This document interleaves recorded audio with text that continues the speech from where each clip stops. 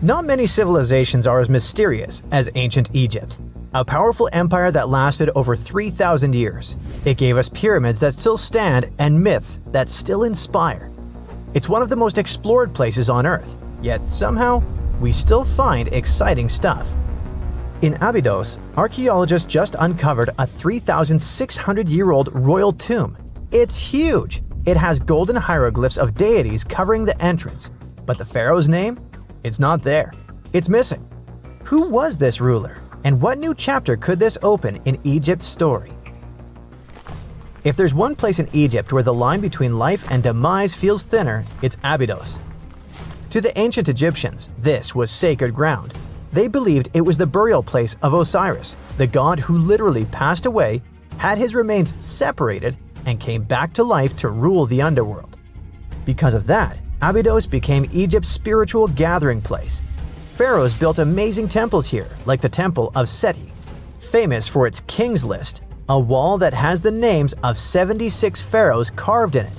Pilgrims came from across Egypt, leaving offerings and participating in Osiris festivals, where his demise and rebirth were ritually reenacted. It wasn't just symbolic worship, it was Egypt's version of Comic-Con. But instead of cosplaying superheroes, people reenacted gods coming back to life. Obviously, pharaohs competed to be buried as close to Osiris as possible. Abydos became part cemetery, part holy city, part afterlife insurance policy. Fast forward thousands of years, and we still uncover remarkable stuff around Abydos. That's the case with the recently discovered tomb. In early 2025, a joint team of researchers from the US and Egypt decided to dig beneath a rocky rise ominously called Anubis Mountain. You remember Anubis, the jackal-headed deity who guarded cemeteries. The uncovered royal burial was hidden 23 feet below the surface. Sadly, even though it eluded archaeologists for so long, robbers had already taken away with treasures ages ago. They could definitely tell this was a tomb of someone super important. Similar to how you can walk around a mansion with no furniture but still deduce that someone rich must have lived there. The chamber had mud brick vaults rising over 16 feet. That's taller than a female giraffe standing upright. For something built 36 centuries ago, it still felt enormous. However, when you remember that Egyptians were masters of architecture, nothing seems surprising. So no treasures, no golden mask, and sadly, no name. The cartouche that should have spelled the king's identity was unreadable. Egyptian tombs usually bragged about who was inside. In ancient Egypt, a cartouche was basically a big oval name tag for kings wrapped in hieroglyphs. Think of them as VIP passes that worked in both this life and the next. Without it, your soul couldn't check into the Afterlife hotel. That's because to the Egyptians, your name, your Ren, wasn't just so your teacher could distinguish you from kids with the same haircut. It was a core part of who you were. As long as your Ren survived, so did you.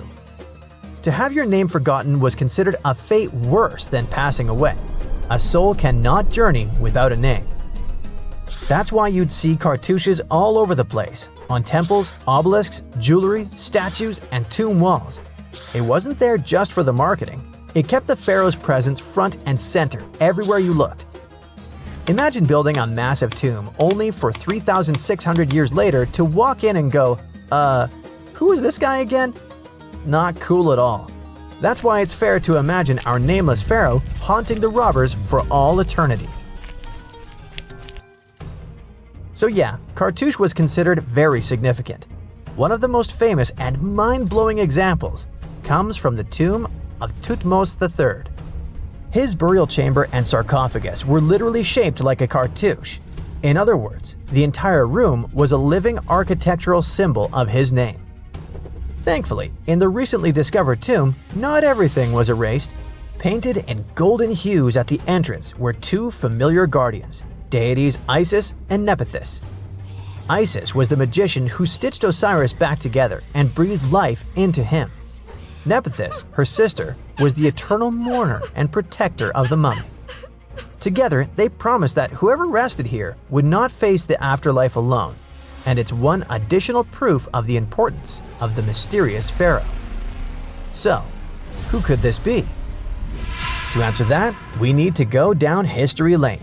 This tomb dates back to Egypt's messy chapter called the Second Intermediate Period. Instead of one ruler in charge, the country had many rival kingdoms, each with its own little power base, like a real-life Egyptian version of Game of Thrones. And right in the middle of that chaos was Abydos. For a while, it was home to its own line of kings, the so-called Abydos dynasty. Those weren't the pyramid builders everyone knows, and that's why they're so mysterious. They left behind almost nothing. No great monuments, no sprawling cities, just fragments of names on broken blocks. For centuries, many scholars even doubted they existed at all. That sorta changed in 2014, when archaeologists uncovered the tomb of Senebkay, one of those shadowy kings. Now, everything we know about Senebkay points to him having quite a story to tell. His bones revealed 18 deep wounds, the kind you get in battle. He had blows to his skull, back, and hands, and likely lost his life fighting, making him one of the few pharaohs we know who sadly fell in combat. His tomb was modest, with reused artifacts from earlier kings, but it delivered one priceless thing: proof. Until Senebkay, the Abydos dynasty was just a theory. With him, it became real. And that's why the new discovery could be a big deal. The newly uncovered royal tomb at Abydos shares the same layout and style as Senebkay's. It has limestone chambers, mud brick vaults, and protective deities, although it's much bigger. Which again raises the possibility that we're looking at an even earlier, more powerful ruler of Abydos. Whoever he was, he wanted to be remembered alongside the greats. Which is ironic, because it seems that history tried erasing him. Perhaps additional findings alongside his tomb could tell us more. Yes, there's more, and it's actually pretty cool. Not far from Abydos, in the village of Banawit, archaeologists uncovered a Roman-era pottery workshop. Yeah, you heard that right, a pottery factory close to a pharaoh's burial ground. The site had huge clay kilns, storage rooms, and even broken shards called ostraca. They were basically ancient sticky notes, except instead of shopping lists, those had receipts scratched onto them in Greek and Demotic Egyptian. Little records of everyday transactions, the kind of thing you'd never expect to find near a lost dynasty king. Honestly, the potters missed a chance. Forget boring receipts, they should have been selling Osiris's mugs and Anubis figurines to pilgrims and tourists. But that's not all. It seems that centuries later, during the medieval period, the same ground became a cemetery. Archaeologists found mud brick graves with skeletal remains. This could mean that Abydos kept its aura of significance for hundreds of years after the Age of Pharaohs.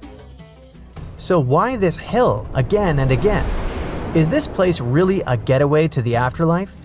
It is, after all, the very place where Osiris is said to rest. That belief lingered like a shadow for thousands of years, strong enough to pull in pharaohs and later medieval families. Different rituals, same sacred ground.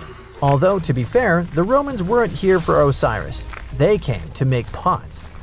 The story of Abydos is not over. The excavations will continue, and who knows what else could be discovered in the future. Today, archaeologists are armed with tools that are basically X-ray glasses for the desert. Every scan could reveal a hidden chamber, or if we're lucky, finally give our nameless pharaoh his wren back to him. In fact, I became strangely invested in finding out who he was. So let's hope for some news soon. It's only a matter of time. Do you have your own theories? Let me know. This coffin seems to defy logic. No visible openings, no way in or out. And yet, inside lies Lady Shanet, a mysterious woman from ancient Egypt, perfectly preserved even after 3,000 years. How did she get there? It was the third intermediate period in Egypt, a time between great dynasties. Pharaohs wore the blue crowns. Priests in Thebes were almost as powerful as kings. Markets were filled with the cries of merchants selling dates, papyrus, and precious perfumes. Lady Shanet was in her late 30s or early 40s, old age by Egyptian standards of that time. Like other Egyptians at the time, she ate meals of bread, lentils, and fish. By that age, her teeth were already badly worn down, yellowish with enamel eroded, because food in ancient Egypt often had grains of sand in it. But she wasn't just a regular woman. When she passed away for unknown reasons, her burial was lavish. Locals wrapped her body in expensive linen and adorned with artificial eyes to replace her real ones that would help her see in the afterlife. And that's exactly how we found her 3,000 years later, in a beautifully decorated sarcophagus. It was made of cartouche, which is kind of like papier-mâché, made by layering linen and papyrus with adhesive. These coffins were wildly strong, lasting for thousands of years, all thanks to Egypt's super dry climate. But most importantly, Egyptians only used it for the elite. So she was someone very important to the locals, though we might never know why. But there was only one huge problem with her mummy. How did they even put her in the coffin? No matter how much researchers looked, there were simply no entry points. The only visible gap was a tiny slit near her feet. But that's not nearly large enough to place her entire body inside. This mystery puzzled them for decades, until they finally learned the truth only recently. They study those mummies at the Field Museum in Chicago using new technology, CT scans. It's basically like taking thousands of X-rays and piecing them together to create detailed 3D images. That's how we can learn more about the bodies without disturbing them. And it turns out the ancient Egyptians were unbelievably clever. They didn't construct the cartouche around Shenet's body, which would be a common and easy thing to do. Instead, embalmers created the coffin first. Then, they softened this coffin with moisture to make it flexible. After that, they carefully molded it around her wrapped body. They did cut a slit along the back of the coffin to do that, but then they laced it up like a corset, so it seemed like there were no openings. Finally, they secured a wooden panel at her feet to keep everything in place. That's where the tiny slit came from. Usually, the insides were removed and put in jars, symbolically guarded by the 4 sons of Horus. Egyptians believed that the deceased would need all that stuff once they got into the afterlife. They also thought it would help preserve the body for ages, which, as we can see, worked amazingly well. Thanks to their beliefs, we now have mummies as time capsules. Each son of Horus was supposed to protect each of the specific body parts. The human-headed Imseti for the liver, the baboon-headed Hapi for the lungs, the jackal-headed Dalmatef for the stomach, and the falcon-headed Kebis Senuv for the intestines. It's crazy how much effort the embalmers put into their job, especially in Lady Shanet. They wanted to make sure her body remains untouched and the sarcophagus would be perfect for her. You can't help but wonder, who was she if she mattered so much? The ancient Egyptians literally viewed the afterlife as modern retirement planning. You're not just passing away, you gotta prepare yourself for it. Prepare the body, eyes to see, and so on. And the richer or more important you were, the better your afterlife would be. But Shanet wasn't the only fascinating mummy they studied. They also decided to scan Harwa, an Egyptian man who lived around the same time. Judging by the mummy, he also had a high social status. His mummy revealed no signs of hard labor, and his teeth were well kept, which means he enjoyed some high-quality food without tons of sand in it. Some fellas got lucky both in life and after it. But there were many mysterious mummies throughout history.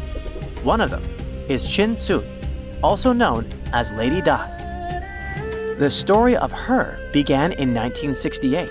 Some workers near Changsha, China, were digging an air raid shelter for a hospital. But suddenly, they accidentally uncovered an ancient burial site. They came down there and stumbled upon something incredible. 3 tombs belonging to a noblewoman, her husband, and a young man believed to be their son. She was a noblewoman from ancient China, and she had a fascinating backstory. She lived over 2,000 years ago during the Western Han Dynasty. She was married to Li Kang, a guy who served as chancellor to the Changsha Kingdom, a high-ranking official. At first, it looks like Lady Dai lived a life of luxury and privilege. She had private musicians to play at her parties and for her personal enjoyment. She probably played the guqin, an instrument that back in the day people associated with intellect and elegance. And she certainly ate like an empress. Fine meats, delicacies, and all things like that. Even her wardrobe was full of some exquisite silk, not even mentioning the tons of cosmetics. But all this wealth came at a cost. The more she aged, the worse her health became. She got a full pack: a heart condition, diabetes, high pressure, and liver issues. It also looks like her back was driving her crazy, probably making it hard for her to even move. Finally, as a cherry on top, she developed gallstones. All this packed together eventually led to a heart attack that took her life around the age of 50. There was one haunting detail. Scientists found over 130 melon seeds in her stomach and intestines. Most likely, she ate watermelon just hours before she passed away, which means it was probably during summer when the fruit was ripe. She enjoyed a sweet, simple treat before her life was cut short. The excavation began in 1972, and this wasn't easy at all. Over 1,500 local students had to help. And Lady Dai was the most mysterious one. She was buried in 4 rectangular pine boxes, one inside the other like a Matryoshka doll, all wrapped in 20 layers of silk, and all that sealed with lots of charcoal and white clay. The coffins were painted beautifully as well, adorned with protective deities, mythical animals, and clouds which symbolized the heavens. There were drawings of divine creatures and Mount Kunlun. The myth said that on this mountain, people reach eternal happiness. All this told us a lot about the Han Dynasty, their beliefs about afterlife, art, daily lives, and their remarkable craftsmanship. And then researchers finally got to the body. It was astonishing. Soft skin, joints that could still bend, and in general, she was almost intact. She even kept her hair, eyelashes, fingerprints, and even traces of blood. It's like she literally passed away only a few weeks ago. Ancient people used a very clever technique to preserve her. It looks like embalmers put her into some weird, mysterious acidic liquid. This liquid prevented bacteria from growing.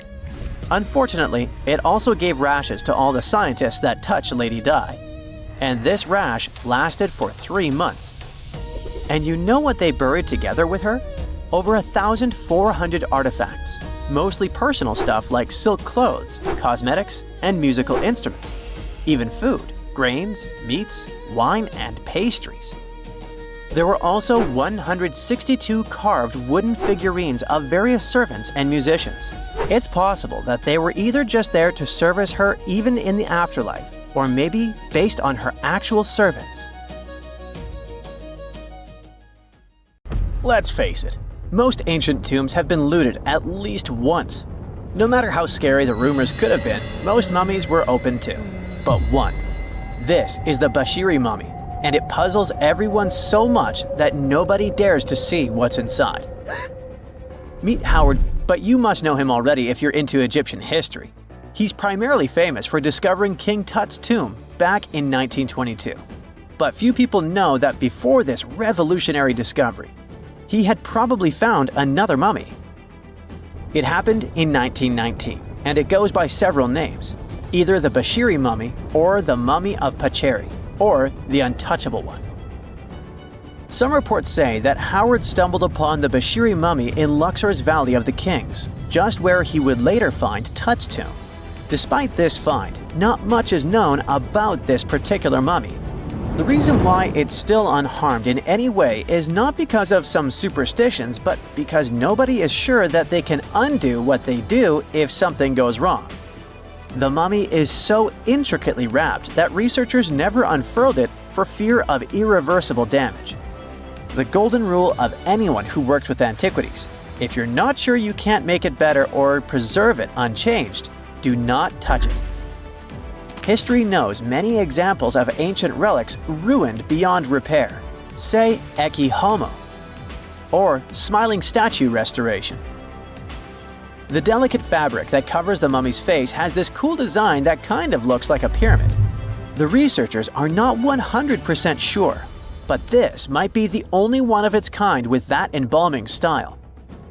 But without knowing the ancient technique, it's next to impossible not to ruin the mummy while unwrapping and wrapping it back. Back in the day, people, both experts and looters, would unwrap mummies for all sorts of reasons, mostly to study them. Luckily, these days, we have advanced tech that lets us check out what's inside a sarcophagus without having to unwrap anything. After taking a closer look at the Bashiri mummy, researchers figured out that it belonged to a man who was around 5.5 feet tall and lived during the Ptolemaic era, which makes this mummy roughly 2,300 years old. The Egypt Museum shared that the X-ray scan also uncovered an inscription of the guy's name, but it's a bit tricky to tell if it says Pacheri or Nenu, adding to the intrigue. The museum also pointed out that the fancy casing the mummy is in features all sorts of decorated scenes. You can see the mummy lying on a bed, flanked by deities Isis and Nephthys, along with the 4 sons of Horus. Plus, there are 2 images of the funerary god Anubis at the feet of the casing. By the way, Bashiri mummy is not the only one that has remained untouched. This is Isetemkebde, and Gaston Maspero, a French archaeologist, made the decision to leave her mummy untouched, wanting to keep her resting peacefully since she was in such amazing shape. He did mention, though, that her tomb had been raided long ago. Thanks to some X-ray work, we learned more about the mummy. The scans revealed a few artifacts still wrapped up with the wife of a high priest, including amulets around her neck, right arm, and forehead. The X-rays also showed she had some dental issues and arthritis in her knees. While she passed away as an older woman, it's tough to pinpoint her exact age. However, various sources from her son's reign indicate that she was held in high regard in the kingdom. Isetemkebde served as the sister wife of Penejam II. You got me right, they were related by blood and were siblings, but back then it was pretty common to get married this way to preserve the purity of the bloodline. Say that to Habsburg, duh. Their chase for purity only led to inbreeding and the notorious Habsburg's jaw. Right, I guess we should not judge ancient Egyptian rules and morals, but what we can say for sure is that both Bashiri and Isetemkebde were incredibly lucky to stay untouched. The odds were not in King Tut's favor, though. The researchers' work hit him hard. The tomb itself was discovered in 1922, but it wasn't until 1925 that the nested coffins were opened during an excavation. The outer coffin, held together with silver pins, opened up to show another coffin shaped like a mummy, decorated with colorful glass and flower garlands. There were worries about the king's mummy because it had been exposed to moisture. The middle coffin was pretty heavy and didn't have any handles, so they had to be super careful taking it out. Inside the innermost coffin, which was solid gold and wrapped in a red cloth, they found the royal mummy, and this all went down on October 28, 1925. Tutankhamen's mummy, measuring about 6.07 feet, fit snugly into the innermost coffin, which was 6.17 feet long. You can already tell there was a problem, right? Imagine how hard it is to extract something as fragile as an ancient dried-up mummy, especially when there's not much room for maneuver. Plus, the mummy looked sus. It was pitch black. Howard Carter, the lead archaeologist of the expedition, estimated that around 2 buckets worth of oils had been poured over the mummy. But care had been taken to avoid the mask and feet. It was made to preserve him better. The body was positioned at a slight angle in the coffin, and there was a noticeable difference in the amount of dark oils on the right and left sides, indicating that the coffin might have tilted while being lowered into the sarcophagus. This oil created moisture inside the coffins, and over time, it reacted chemically, which Carter described as a sort of slow, spontaneous combustion, leading to the carbonization of the linen wrappings. Unfortunately, the combination of heat and moisture took a toll on the mummy's trappings as well. The crooked flail fell apart, the resin scarab cracked, and the threads holding the hands and mummy's bands started to decay, making everything quite fragile. Plus, the oils hardened over the years, effectively gluing the mummy and mask to the coffin's bottom. To try and separate the mummy from the inner and middle coffins, they were placed in the sun for several hours, reaching temperatures of 149 degrees Fahrenheit. Despite this effort, the mummy remained stuck, so the initial examination had to be done right where it was. The first part of Tutankhamun's mummy the researchers checked out was his lower legs and feet, meaning they started the examination from the bottom up. As they peeled back the bandages, they uncovered the first of many treasures wrapped up with the king. They took their time to carefully document and photograph everything they found. The inner layers of bandages were in pretty bad shape, mostly turning to dust, making it tough to figure out how everything was originally wrapped. Still, the overall methods matched what was seen in other nobles' mummies from that time. Lots of folded linen pads were used to shape the torso and thighs. The outer and inner bandages were made from fine linen, while the middle layers were coarser. They had some intricate bandaging around the shoulders and chest with a similar style around the groin. Each limb, along with fingers and toes, which were fitted with gold caps, was wrapped separately. Tutankhamun even wore gold foil sandals on his feet. They hoped to separate the mummy from the coffin by removing the outer bandages, but the resins had stuck the body to the coffin. So, the researchers ended up chiseling it out. To do this, they had to cut the torso in half at the hips and disarticulate the arms to continue unwrapping. Each part was treated with hot paraffin wax for stability, and later the hands and feet were reattached with resin. Finally, they used hot knives to detach the head from the mask. To check the teeth, it was decided to make an incision around the jaw and neck, which was later fixed with resin. So technically, the scientists did all they could to preserve the mummy, but still, in a way, it ended up being damaged beyond repair. What do you think? Should they have left it in the coffin? Or did they do the right thing? Let us know in the comments. Egyptian archaeologists made an extraordinary discovery near Cairo just recently. Drumroll, please. The most ancient and most complete mummy yet discovered in the country. Yes, they were keeping it under wraps. The 4,300-year-old mummy was found in a group of tombs close to the step pyramid of Djoser, dating back to the Egyptian Old Kingdom. It was covered in layers of gold. The team also found several other tombs, including one belonging to an ancient Egyptian official and another belonging to a secret keeper who had the power to perform special ceremonies. Another interesting tomb was that of a writer, which featured the largest statues ever found in the area. This vast burial site is also home to more than a dozen pyramids and resting grounds. Probably one of the most famous mummies in the world is that of Hatshepsut. She ruled Egypt like a boss for around 20 years, building all sorts of impressive buildings and creating new trade routes. But when archaeologist Howard Carter found her tomb in the Valley of the Kings, her sarcophagus was empty. However, Carter did find two coffins in another tomb, one of which belonged to Hatshepsut's wet nurse and the other to an unknown woman. In 2006, a team of specialists decided to investigate whether that mysterious lady was the queen herself. They found a molar tooth in a wooden box with Hatshepsut's name on it, and when they compared it to a gap in the mummy's mouth, it was a perfect match. Ramses II was a pretty impressive ruler, but it was his mummy that eventually made history. Now, we don't hear too much about his daddy. Okay, I'll stop.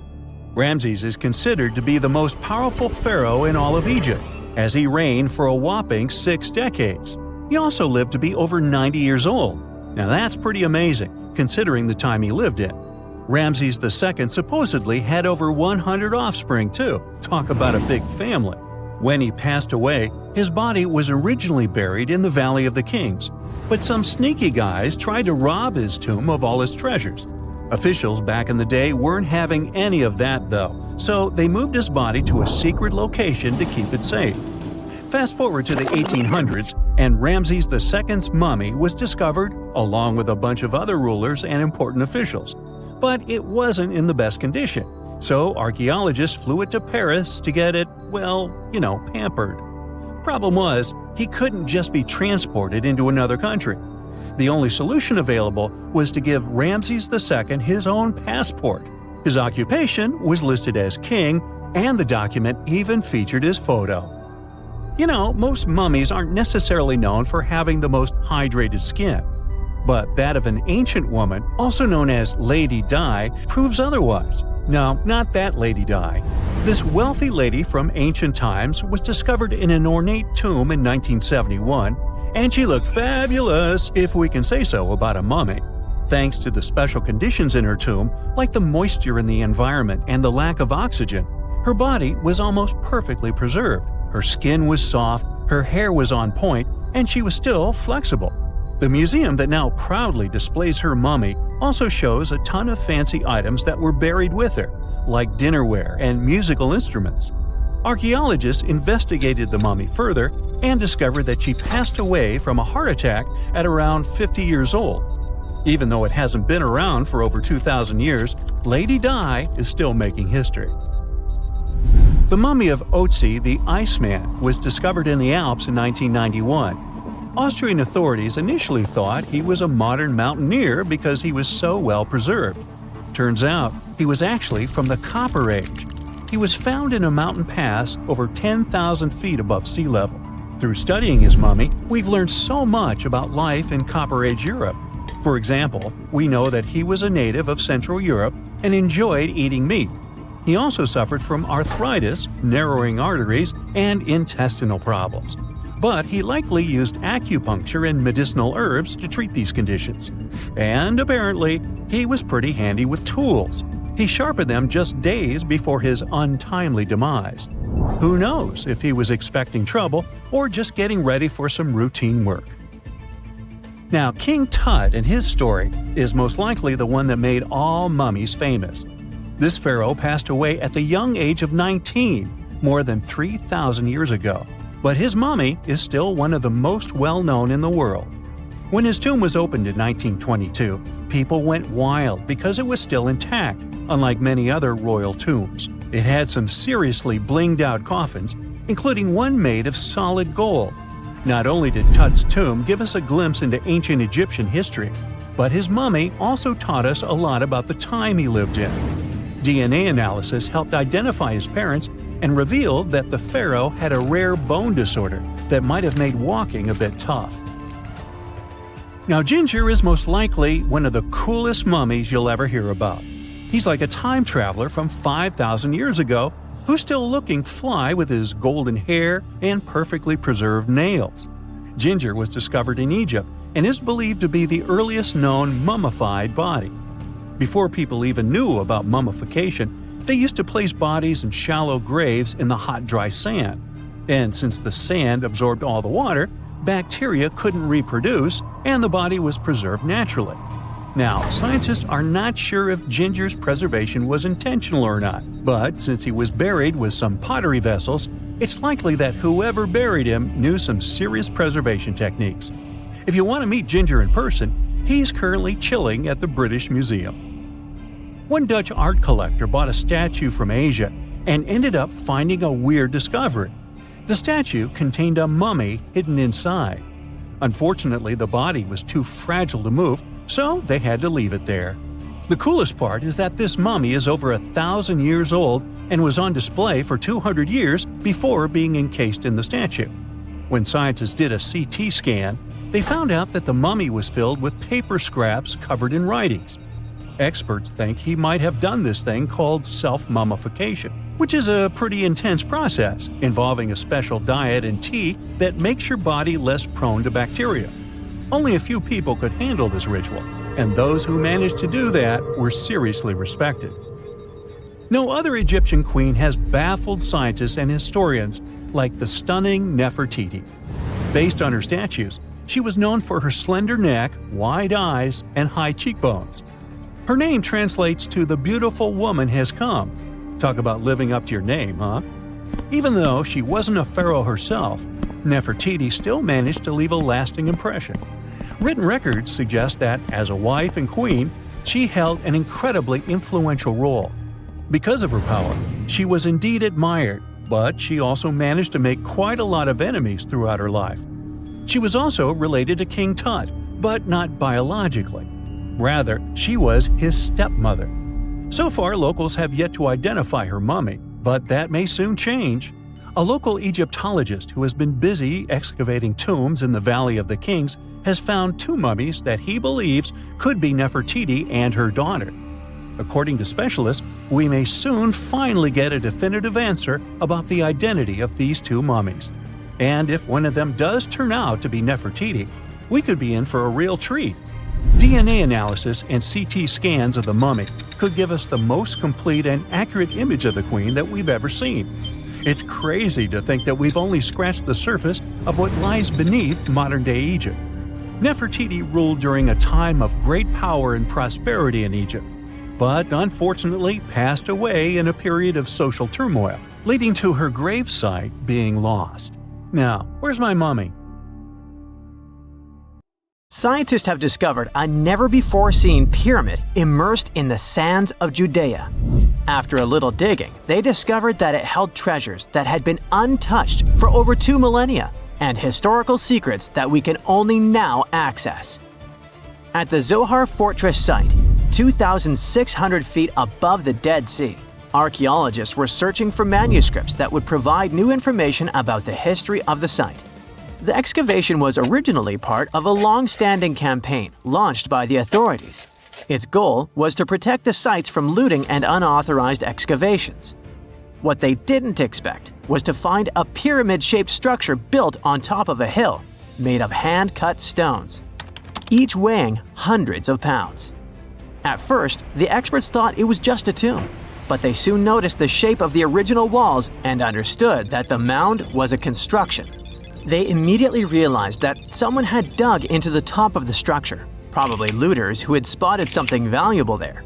Luckily, most of the structure was still buried in sand, so the most valuable finds were hidden from sight. In the first week of excavation, volunteers found fragments of papyrus, bronze vases, and even ancient furniture, which were exceptionally well preserved.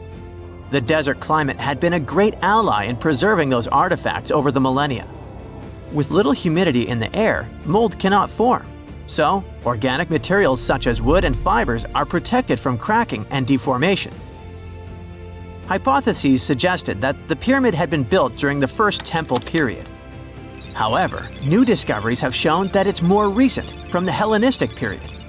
Considering this and the fact that the structure dates back 2,200 years, it's believed that it probably appeared shortly after the death of Alexander the Great, the famous ancient Greek king of Macedonia. At that time, his generals divided the former Seleucid Empire.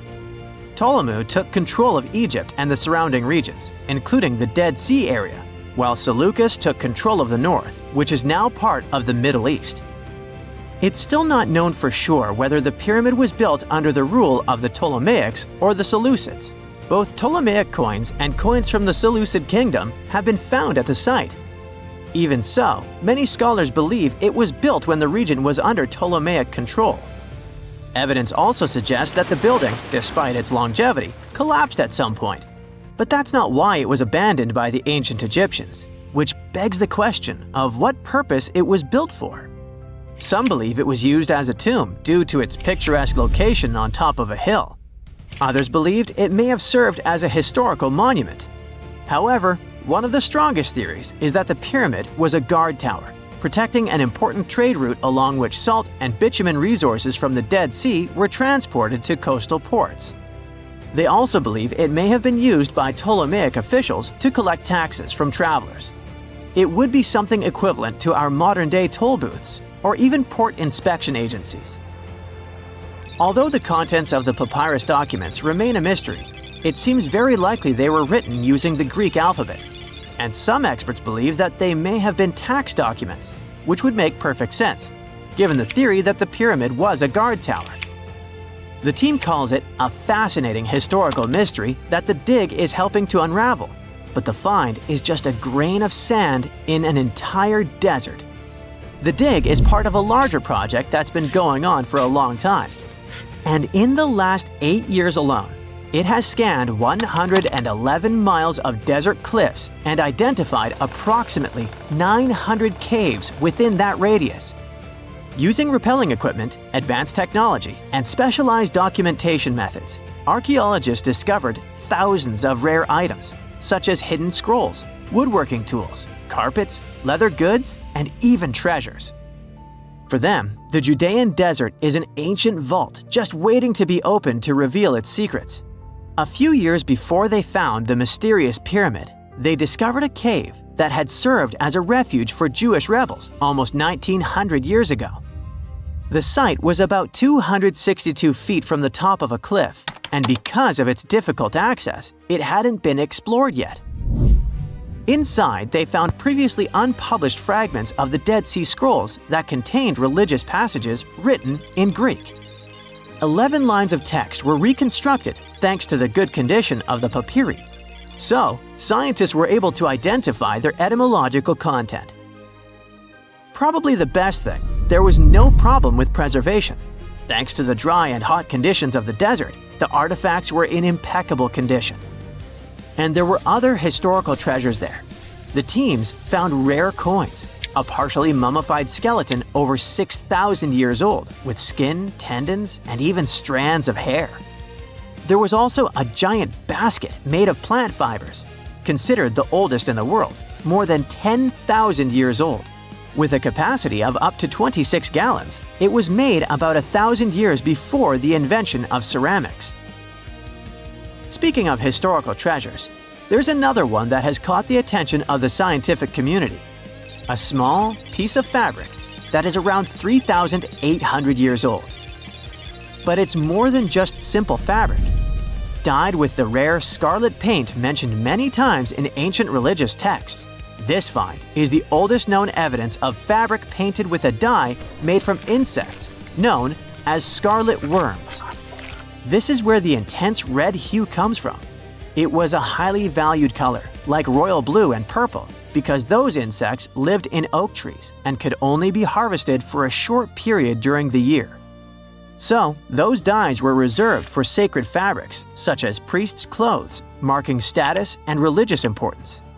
And although this discovery had great significance for archaeology, its size was actually tiny, measuring less than 1 inch. The fragment was discovered in 2016 during excavations in the so-called Cave of Skulls, but it's not known exactly how this fabric got there. According to experts, it's evidence that people knew how to dye wool fibers already 3,800 years ago or so. It also provides us with proof that the ancient textile industry already used animals at about the same time people began to create written sources. Fabrics painted using this type of dye were recorded in more recent periods. But what makes this piece really special is the fact that it is much older than any other. Another important discovery was made in 1980, when scientists found a seed that was over 1,000 years old, which turned into a mysterious tree named Sheba. They spent 14 years cultivating this plant, which is now about 10 feet tall, only to discover later that it could belong to an extinct lineage of trees that had grown in the region. The seed dates back to a period between 993 and 1202 CE, and they believe that Sheba may be a biblical tree commonly associated with healing. Although it's not been possible to identify the exact species, since the tree hasn't flowered, we know that it belongs to the genus Commiphora, which is related to famous African plants, such as the myrrh tree. But time has revealed something even more special. Its leaves and resins are rich in compounds that have medicinal, antioxidant, and even skin-soothing properties. This means that the tree may represent a forgotten lineage whose resin had medicinal value and was mentioned in ancient texts. This brings to light how ancient people dealt with botanical medicine. Wow! Scientists have found a lost city beneath Egypt's pyramids. And it's incredibly large, bigger than the biggest target you can imagine. Underground chambers, passageways, and vertical structures. Scientists have no idea what purposes they serve. But let's start from the very beginning. Italian and Scottish scientists studying the Pyramid of Khafra discovered something that looked like secret tunnels under 3 pyramids. This find might change what we know about ancient Egypt. The expedition, called the Khafra Project, was led by Corrado Malunga from Pisa, Italy, and Filippo Biondi from the University of Strathclyde, Scotland. Their mission was to focus on exploring Khafre's pyramid, the second largest on the Giza plateau. Scientists uncovered a massive structure beneath the Pyramid of Khafre. Could it be an ancient Egyptian underground city? The experts analyzed the data they had and came to the conclusion that 8 large vertical structures could be hiding beneath, possibly wells or shafts. They extend a staggering 6,500 feet across. Imagine placing 2.5 Burj Khalifas on the ground, one after another, and you get the sheer size of this find. These shafts also plunge nearly 2,000 feet underground. Some of the deepest underground stations in the world are located at a mere 380 feet underground or so. These cylindrical shafts are surrounded by spiral paths. Picture some old Gothic castle. They're connected to 2 giant, weirdly shaped chambers. Are those cubes? Or possibly bowls? Each of these chambers is likely more than 260 feet across. Now, even though we know about the structures now, no one has figured out their original purpose yet. Want to hear something even more shocking? Okay then.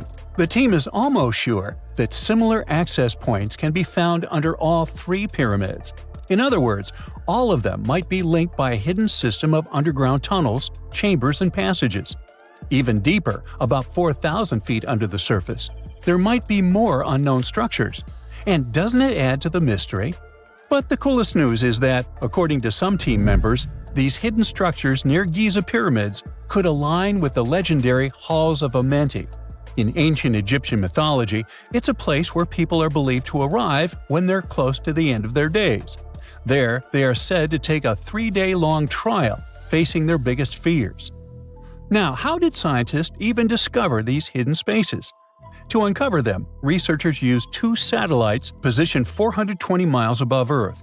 They sent radar signals to the Giza plateau, and these signals generated detailed images, which were later compiled into a 3D model of the underground layout, including the newly detected shafts.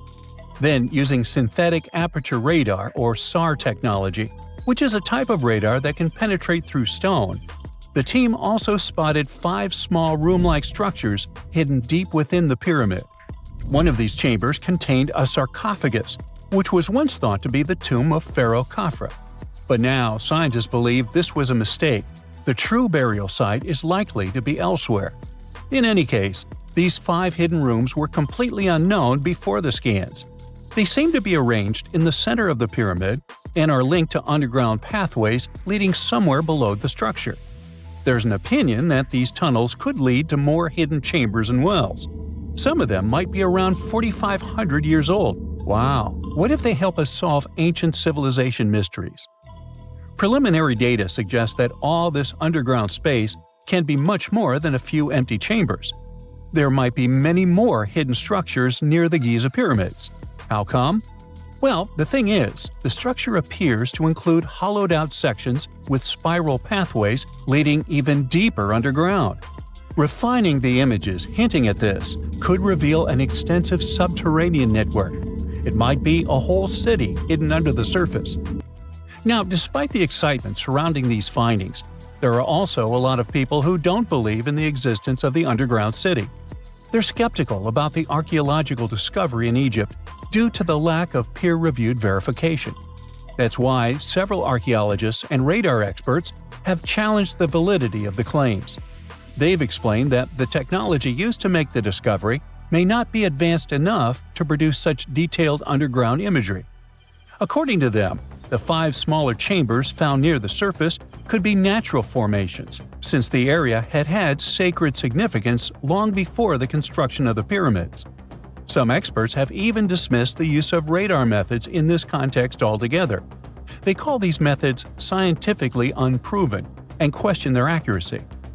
The discovery has also reignited discussions about ancient Egyptian myths and the possibility of hidden texts lying somewhere beneath the Giza pyramids. The layout of the newly detected underground chambers shares similarities with mythological accounts of the Hall of Records, a rumored chamber that could preserve early Egyptian wisdom. If confirmed, these findings could significantly reshape the understanding of Egypt's sacred topography. Plus, this lost city beneath Egypt's pyramid could become physical evidence of previously unknown underground structures.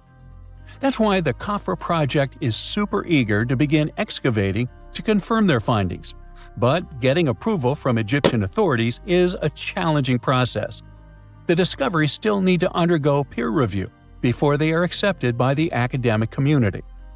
By the way, this recent archaeological discovery in Egypt comes on the heels of another discovery involving a weird structure beneath the Royal Giza Cemetery, which researchers believe is unnatural in origin. Archaeologists used remote sensing techniques and uncovered a mysterious L-shaped structure underground in the Western Cemetery of Giza. This area is known to house burials of royal family members and high-ranking officials. Many of the tombs in the cemetery have above-ground mastabas, rectangular stone or mud brick structures with flat roofs. But there is an area in the center of the cemetery where there are no above-ground structures. To investigate this unexplored region, the team used electrical resistive tomography and ground-penetrating radar. ERT works by sending electrical currents into the ground and measuring the resistance to detect remains.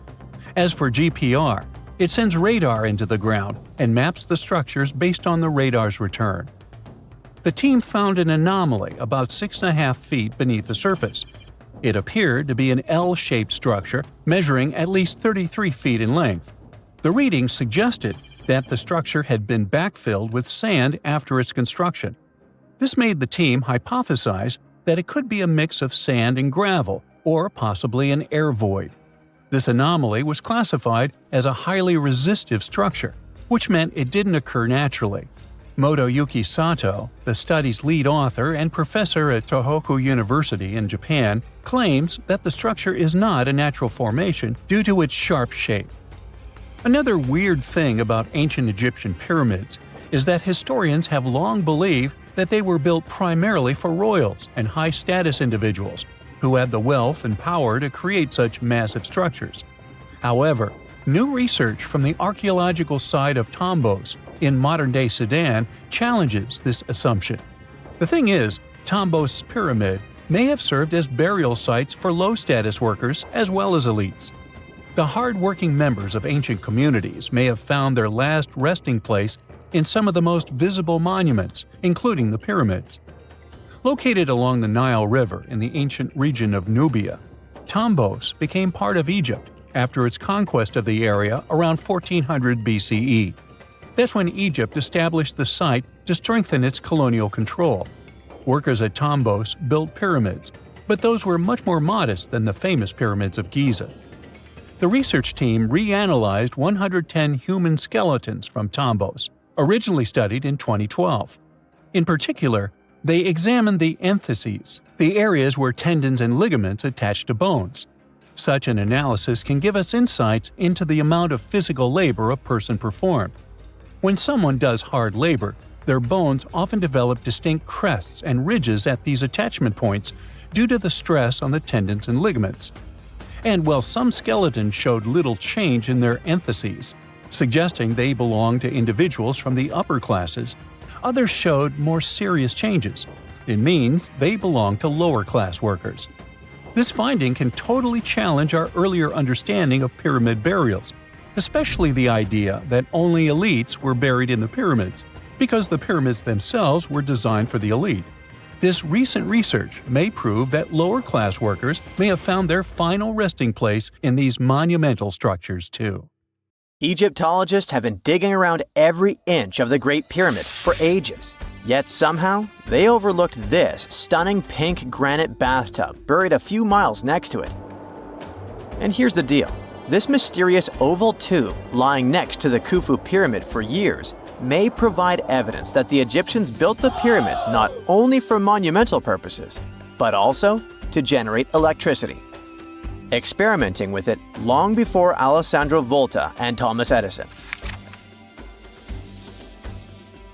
The Giza Plateau is famous for its three pyramids, Khufu, Khafre, and Menkaure. But there are also two smaller foundations next to them, the unfinished North Pyramid of Zayat el-Aryan and the Layer Pyramid. Some researchers say these buildings were never finished, while others think they were destroyed for more mysterious reasons. One of these reasons might have to do with the original usage of the Giza pyramids, the idea that they were used as an electricity generator. To connect these dots, we need to go back to the beginning of the 20th century. That's when an Italian architect and Egyptologist named Alessandro Barsanti decided to examine the Zayat el Aryan pyramid. Near the site, he noticed something unusual: scattered granite fragments. To a casual passerby, these might have seemed insignificant, but Barsanti recognized the signs. You see, ancient Egyptians often used sites to prepare stones before transporting them to their final destinations. The fact that there was granite on the ground intrigued him. Granite was a more expensive material than the limestone typically used for pyramids, which suggested that it might have been intended for an important and possibly hidden structure. At a depth of 68 feet, they encountered a huge pink granite block. He kept going with the excavations, and they revealed ancient inscriptions carved into the stones. They sent the drawing to experts, but no one could decipher what they meant. Were they instruction sets to something? That's when Barsanti made his biggest discovery. He found an oval-shaped vat carved from pink granite and polished to a mirror-like finish. The thing is, the vat had been carefully sealed. When they opened it, they found a thin black residue along the walls. I'm thinking something in the lines of a black oily substance. This discovery raised many questions for him. It didn't make sense to him that ancient Egyptians would go above and beyond to seal and protect this strange vat. By 1911, Barsanti had to abandon his effort to figure out what was the deal with that mysterious pit. But his findings intrigued researchers all over the world, and they've got their own opinions about it. One of these modern theories suggests that the other pyramids could have been used as a part of a bigger whole. It suggests that the Khufu pyramid was actually used as a water pump designed to irrigate the desert area. Apparently, the pyramid's internal chambers would function as a hydraulic system. In the 1990s, an engineer took this theory seriously and studied the pyramid's subterranean chamber. Surprisingly, he found actual signs of water damage. Apparently, the pyramid generated powerful compression waves, aka pulses, that could create electricity. This raised an important question. Could the ancient Egyptians have used the pyramids as a generator in order to produce electricity? On paper, that was proven to be possible. But hey, agreeing on the original use of the pyramids is probably one of the most difficult things in the world. So, we're still not 100% sure about this. Apart from that, Egypt is a playground for important discoveries regarding humanity's past. I mean, scientists have just discovered what looks like a cosmic command center, similar to that room from the Doctor Strange movies. They discovered an L-shaped astronomical observatory, measuring around 9,000 square feet, dating back to the 6th century BCE. Definitely the first and largest of its kind from that era. The mud brick structure housed tools used for calculating dates related to ancient Egyptian rites, royal coronations, and agricultural plans. This observatory is located in the archaeological site known as the Temple of Phuto, just 50 miles east of Alexandria. It's pretty impressive. The structure was designed so that you'd get inside the room through an east-facing entrance. This way, you'd get to see the sunrise. Once inside, you'd find a pretty huge shadow clock, used to tell time by tracking the movement of shadows inside the room.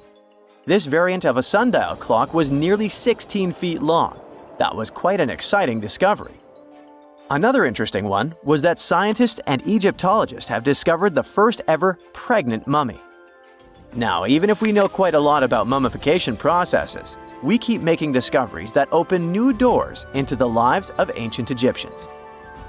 It took so long for someone to find out this mummy was expecting at the time she was embalmed because she was placed in a male's coffin. More specifically, a male priest. Historians say that during the 19th century, a lot of traders mixed coffins up in order to sell them. Yes, that means they opened them and switched mummies to please their buyers. It was a complete surprise because they were hoping to study more about ancient health issues when they opened this coffin up. But they had another special research on their hands: prenatal practices in ancient Egypt. This mummified woman, who lived about 2,000 years ago, was from 20 to 30 years old when she passed away. She was found in Thebes, and her remains were incredibly well preserved. You see, mummification recipes varied across Egypt. In this woman's case, researchers could tell she was a member of the high society since she was buried with special amulets. But since mummification methodologies differed so much between cities and time periods, they still have to dig further to understand why she was embalmed along with her baby. Speaking of mummies, scientists were digging up a final resting place in Sakara, also in Egypt, and they unearthed two embalming workshops. One was for humans and the other for sacred animals. Apparently, the workshops date back to about 2,400 years ago. They were equipped with stone beds, clay pots, and ritual vessels. Everything you needed to mummify. But that's not all. Archaeologists also stumbled upon cheese stored in jars behind tombs that were over 3,000 years old. Yep, cheese. This shows that the ancient Egyptians were pretty savvy when it came to preserving food, too. They knew how to store stuff for the long haul, not just the mummies. It really shows how they applied their preservation skills to both food and bodies, giving us a glimpse into their impressive technological know-how. Scientists have also found one of Egypt's oldest complete mummies, and to their surprise, it was completely covered in gold. You see, Egyptian mummies covered in gold are already a rare thing, but they weren't expecting it to be the oldest one ever found. The mummy was quite well preserved, and they could identify that it was the remains of a wealthy man called Hatshepsut. Many symbols show that he was important and wealthy, like the band he wore on his head and the bracelet on his chest. He was also dressed in a tunic wrapped with a belt, which was a way to preserve the good appearance of a person after they passed away. To reveal it, they had to open the final resting place with mortar. Basically, it was like they were opening a time machine, just as the ancient Egyptians did 4,300 years ago. If you think about it, it's almost like entering a time capsule. Enough about mummies. Scientists also found something very exciting hovering above the pyramids. They had to use a fancy top-notch radar known as LARID, aka Low Altitude Long Range Ionospheric Radar, which can see these invisible waves far away into the sky. LARID helped them discover giant plasma bubbles floating in the air above the pyramids. These bubbles are called plasma bubbles, and they wreak havoc on modern technologies. I mean, they can disrupt GPS and phone signals for hundreds of kilometers in diameter from where they're located. These bubbles are massive, sometimes as big as cities, and they're caused by the sudden depletion of charged particles in the ionosphere. So, instead of spreading out evenly throughout the ionosphere, they stick together in this wave-like form. This was a pretty important discovery because it can help scientists understand how to prevent these waves from messing with our technology. What is a boat doing in the middle of a desert? You would expect to find a seagoing vessel closer to shore. This is the question archaeologists had been asking for decades. In 1988, there was a storm near one of the most important archaeological sites in ancient Egypt. A wooden structure emerged from the sand. It was hollowed out by termites. Scientists were determined to solve its mystery. In 2000, they began excavating the site near Abydos, Abydos.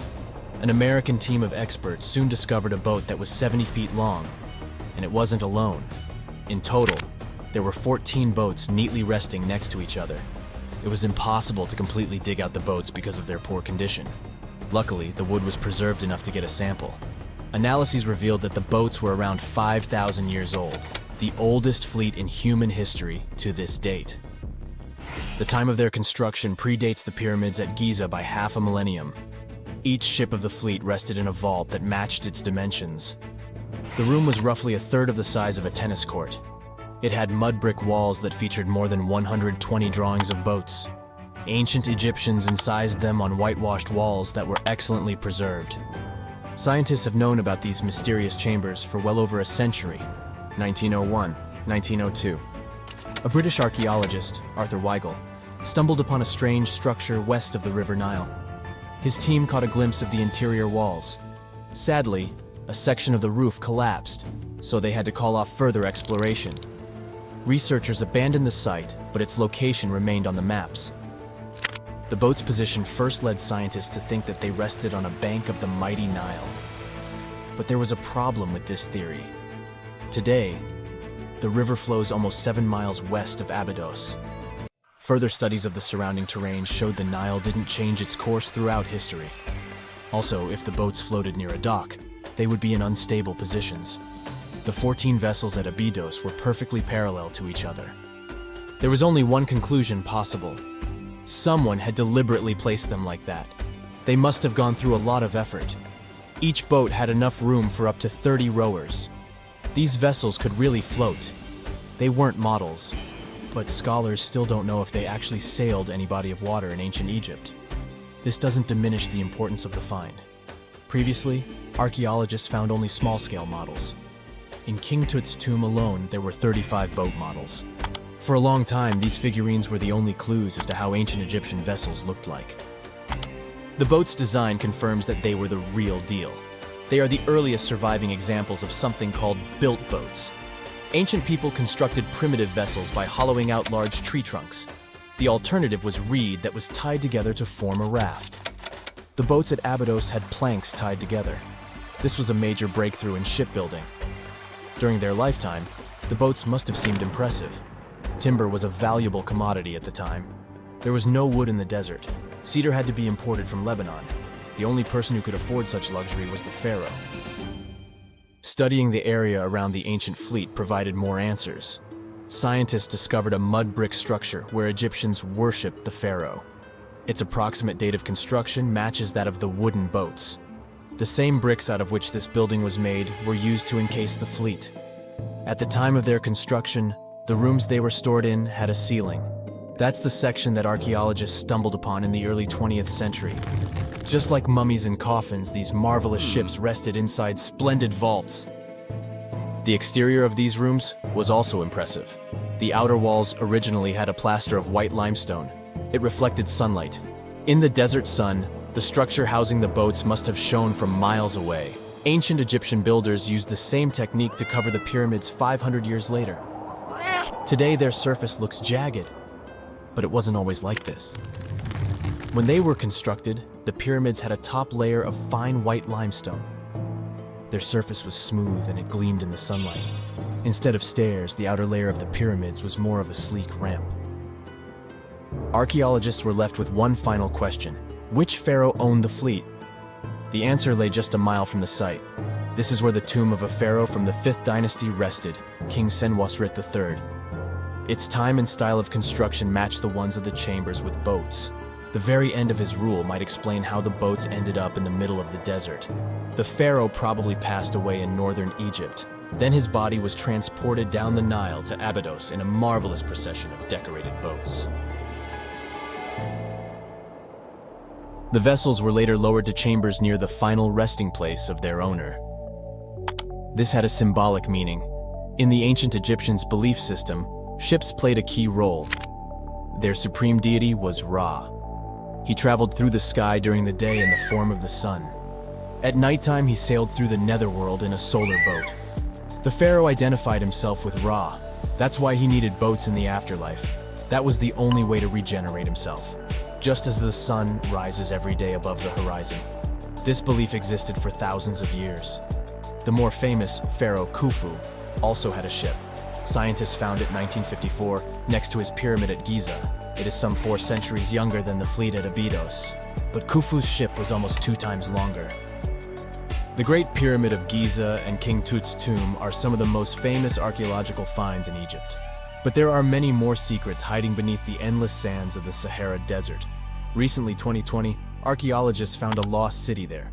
They have labeled it as the most important discovery since King Tut's tomb, 1922. The city of Aten is some 3,000 years old. Historians hope it will give them a unique insight into the everyday life of ancient Egyptians. The famous archaeologist and Egyptologist Zahi Hawass proclaimed the site a lost golden city. Aten sits some 300 miles south of Egypt's capital, Cairo. It is close to the famous Valley of the Kings. Archaeologists first found sections of mud brick walls that spread out in all directions.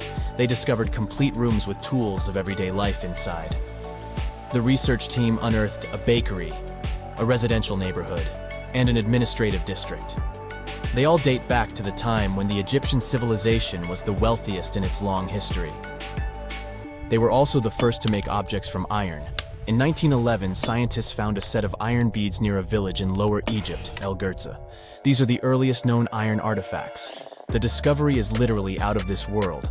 Ancient people made them by beating into shape a piece of a meteorite. The 9 beads were once part of an ornate necklace. They are now blackened and corroded, which is perfectly normal for a piece of jewelry that is over 5,000 years old. They consist of an iron-nickel alloy. Researchers were impressed by the skill of ancient jewelers who processed the beads. Their craftsmanship is more impressive when you think that they didn't know the stellar origins of the material. The Great Pyramid of Giza also has a remarkable feature. An international research group investigated the electromagnetic response of the structure to radio waves. They found that the pyramid has the ability to concentrate electromagnetic energy inside it. This occurred inside its chambers as well as under the pyramid's base. It contains an underground, unfinished chamber. It seems that the electromagnetic response is connected with the properties of limestone, the Great Pyramid's main building material. The research results might have a practical application. The way solar cells and nanosensors function could be improved by this remarkable find. Secant, cosine, tangent, sine, 3.14159. Yeah, that was the cheer we heard coming from the trigonometry club back in the day. For the rest of us in math class, terms such as sine, tangent, and pi were just bewildering. Who invented these and why? Was their only purpose to make it harder for students? Well, not quite. Trigonometry was invented by the ancient Egyptians. They needed this knowledge to construct pyramids, and they did a pretty good job too. The Great Pyramid in Giza still stands today, some 4,500 years after it was built. No recalls either. So let's get out of that classroom and on a journey through time to reveal the secrets behind the ancient Egyptians' precision. Here you are, standing on the Great Pyramid's construction site, some 9 miles from Cairo. Well, the city still isn't there, as you're surrounded only by the desert and teams of construction workers. They're transporting large stone blocks weighing 2.5 tons each. They're inside a wooden sled that sits on large rollers. A crew of 8 men rolls these blocks along the ground. You immediately think of the rollers on a supermarket cash register. The principle is exactly the same, but the scale is greater, much greater. Scientists estimate that the Egyptians used 2.3 million such blocks in the Great Pyramid alone. And the block in front of you is one of the lighter ones. The heaviest of them weighed up to 15 tons. But where did all these blocks come from? Most of them originated from quarries around Giza. It's not that impressive, you think, but wait until you hear how ancient engineers transported the granite used in construction over 500 miles to the pyramid. There were no railways or highways back then, but the mighty Nile was always there. Researchers even believe that the Egyptians dug a canal to connect the Nile directly to the pyramid's construction site. All they had to do then was to wait for the flood season to begin, and voila! The rising water levels floated the heavy stone blocks for them. But how did they lift the enormous stones on dry land to stack them up to the top? Did they use oversized cranes? Well, ancient Egyptians worked around this problem, literally speaking. One of the workers is now pointing to the giant ramp going around the pyramid they're building. This is how a mountain road zigzags its way to the top. If the ramp went directly to the top of the pyramid, then workers couldn't pull the stone blocks along it. It would be too steep. Scientists have calculated that 8% could be the maximum incline. So ancient Egyptians just extended the ramp around the pyramid. Again, these are all theories, as the ramp could have been inside the pyramid, as some researchers suggest. The exact building method is still a mystery, guarded by the Sphinx. That's its real name, right? Wrong. as the Great Sphinx is just the statue's alias. You know, the name writers take when they want to hide their true identity, or a singer's stage name. The Sphinx's real name, translated from Egyptian, means Horus in the horizon. That was the name for the Egyptian deity of the sky. The trail of mystery doesn't end there. As a man walks past you with a bucket of paint, he's going to add a touch of color to the Great Sphinx. Researchers found specks of this red color next to its ear. That was some strong paint, as it survived for thousands of years. You are now standing straight in front of the Sphinx. You look up. It's very tall, right? 66 feet to be precise. Now resist the urge to take a selfie. You can do it. Now you notice something else. It looks like the Sphinx is in the center of a giant triangle in the back.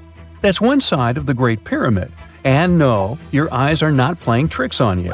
The Sphinx really does sit in the center of the pyramid's lateral face. Here's where math comes in handy. A pyramid has 4 sides, called lateral faces. There's also a 5th face, the base, but that's not visible.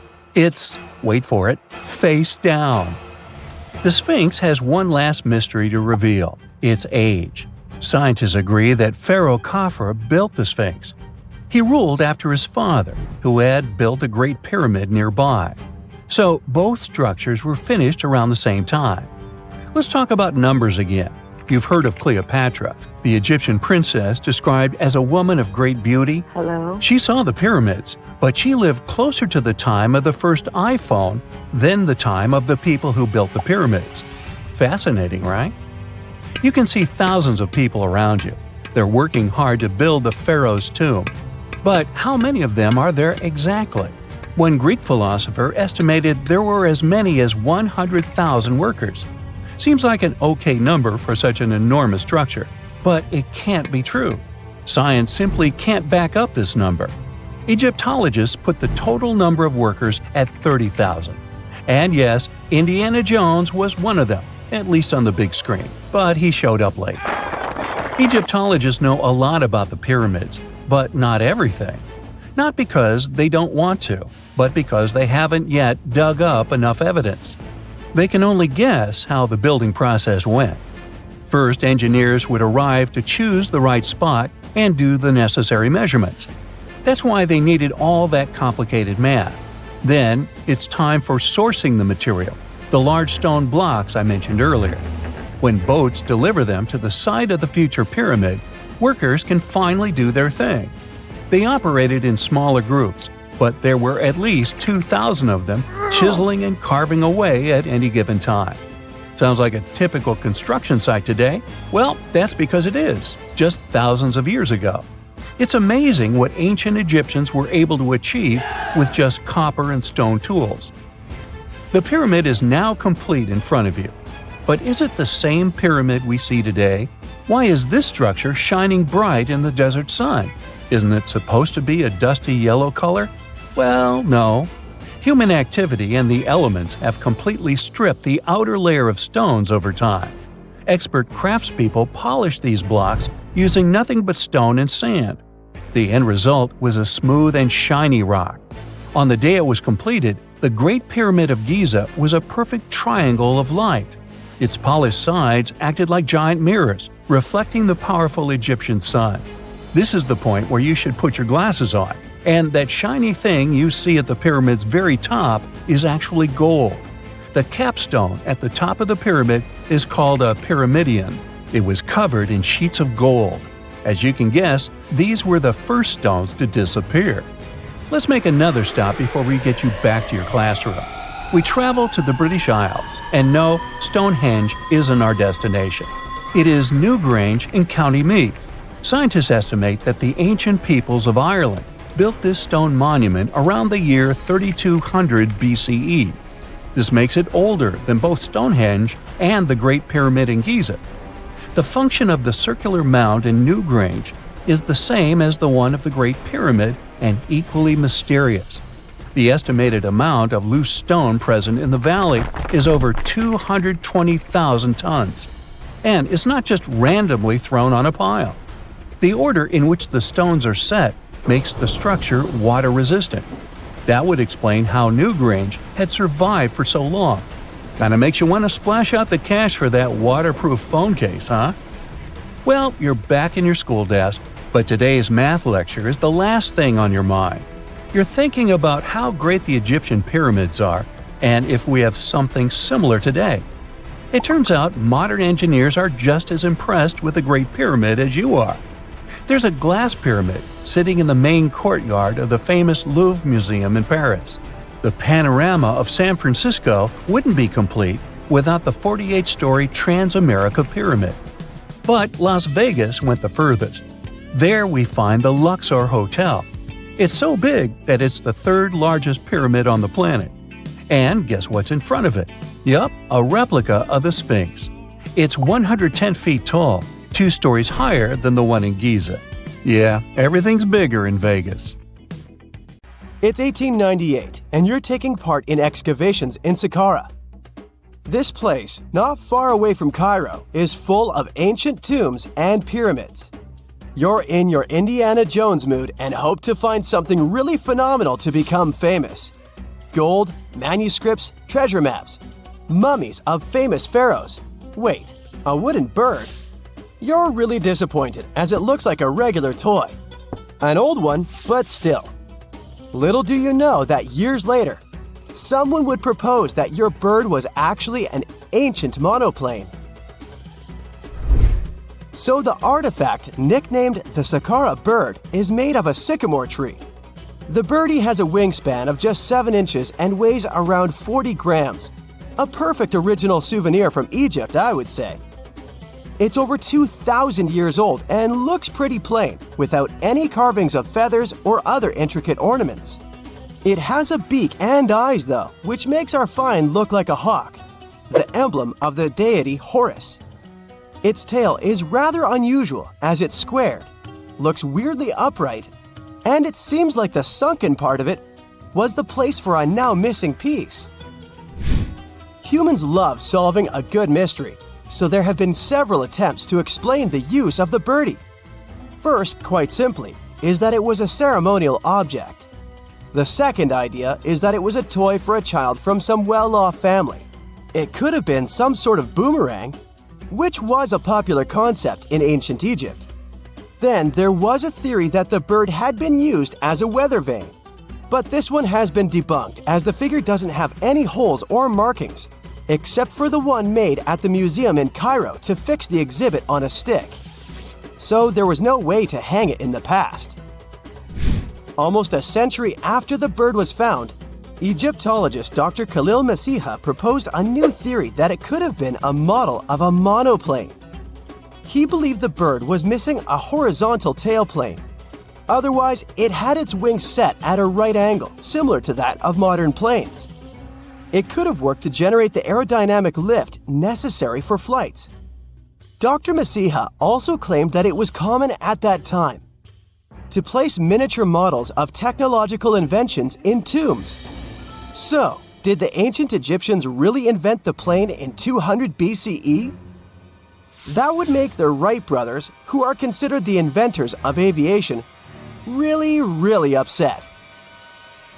They made one of their first flights only in 1903. There's just one way to know for sure, and that is to test the model. But you know, the ancient museum in Cairo would unlikely let one of their cherished exhibits fly around like a toy. That's why glider designer Martin Gregory built a similar model, this time of balsa wood, and concluded that even with the missing tailplane, the plane wasn't much of a flyer. Case solved? Not really. This didn't sound convincing enough to the History Channel, so they invited an aerodynamics expert to build another replica of the bird.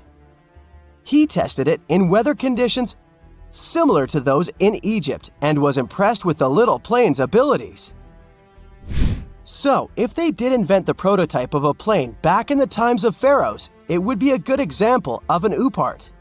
That's an out-of-place artifact, an object that's way ahead of its time in terms of technology or history. And the Sakara bird isn't the only example of such a revolutionary concept. In 1901, a group of divers retrieved the Antikythera mechanism from an underwater shipwreck near the Greek island of Antikythera. It's been dubbed the world's first analog computer, and it's currently dated around 100 BCE. The bronze mechanism could tell the position of the sun, moon, planets, and stars, as well as the lunar phase, the dates of upcoming solar eclipses, and even the speed at which the moon moves through the sky. No one's sure who used it and how or where it was made. But it's obvious that it's extremely precise and way too advanced for its time. The first flushing toilets in the world were invented in the middle of the 20th century. Just kidding. The ancient Minoans on the Mediterranean island of Crete and the Indus Valley civilization both came up with this brilliant invention at the same time, around 4,000 years ago. The plumbing and sanitation were so well done that no one managed to design anything better until 2,000 years later. One ancient Minoan lavatory was discovered at the Palace of Knossos. It looks like it had a wooden seat set over a tunnel that directed water from a rooftop reservoir to an underground sewer. Other varieties got water from jugs. Only the super rich people could afford all this glory. So if you wanted to shop for real estate back then, the flushing toilet would be a telltale sign you were in the rich neighborhood. Automated doors became a cool, seemingly new invention back in 1931. But the technology behind them is actually much older. Think the 1st century CE old. Mathematician and engineer Heron of Alexandria came up with a hydraulic system to open and close temple doors. To bring it into action, you need to light a fire to produce heat. There was a brass pot under the fire, half filled with water. The inventor connected the brass pot to containers that acted as weights. When the fire was burning, the water moved into the containers. They went down and pulled the ropes. It was nothing like a supermarket door that opens in front of you before you even have time to think. Heron's door took hours to open, and there was no way to stop the process. That's why they only opened the doors once a day before people entered the temple, to add some mysticism at the temple during ceremonies. Spooky. Looks like the first ever battery was invented in Baghdad around 2,000 years ago. A German archaeologist found this oval-shaped clay jar in 1938. Scientists are still not sure what purpose it served and who exactly invented it. There is a theory that it was used for electroplating objects with precious metals. When they filled it with a weak acid like vinegar, the battery produced around 1 volt of electricity. Another theory says it was a vessel for sacred scrolls. Would you like to buy contact lenses designed by Leonardo da Vinci himself? In 1508, he invented a glass lens with a funnel on one side. You were supposed to wear it with water inside to improve your vision. Sounds a bit uncomfortable, doesn't it? So, around a century later, French scientist René Descartes decided to improve the idea and make the cornea contact the future lenses. Contacts because they contact your eyes, get it? The glass tube with liquid did help improve vision, but blinking was sadly impossible. 2.5 centuries later, new technologies in the glass industry let scientists design contacts that would fit in the eye and even let the wearer blink. Thanks, guys! Still, those lenses were made of heavy blown glass and didn't let the eye breathe. About 50 years later, contacts became plastic, lightweight, unbreakable, and scratch-resistant, but still covering the entire eye. And then, in 1948, an English optical technician accidentally sanded down a plastic lens and figured out they'd still be in place even if they covered only the cornea. Imagine you're living in 19th century London and need to send a message to New York.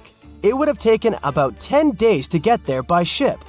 So when delivery time went from days to hours in 1858, it was a true sensation.